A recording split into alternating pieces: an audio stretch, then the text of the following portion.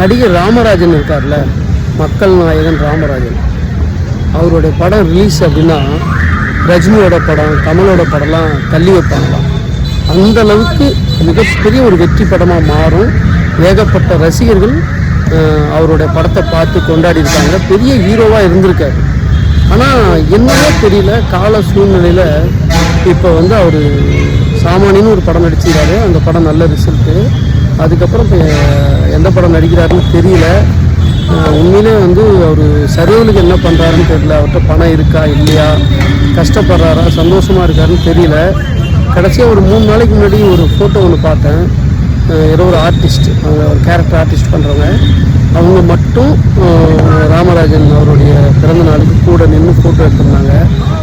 எவ்வளவு ரசிகர்களை கொண்ட ராமராஜன், அதாவது ரஜினி கமல்லாம் வந்து பார்த்து பயந்து போன ஒரு ஹீரோ தான் மக்கள் நாயகன் ராமராஜன். இன்றைக்கி அவருடைய பிறந்த நாளுக்கு ஒரே ஒரு ஆர்டிஸ்ட் மட்டும்தான் அவங்களுக்கு வந்து பர்த்டே விஷ் பண்ணியிருக்காங்க. அந்த ஃபோட்டோ பார்த்தேன்.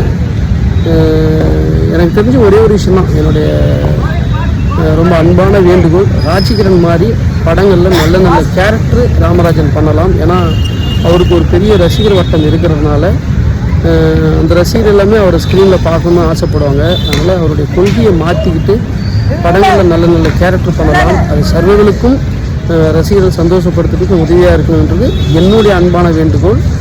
நன்றி.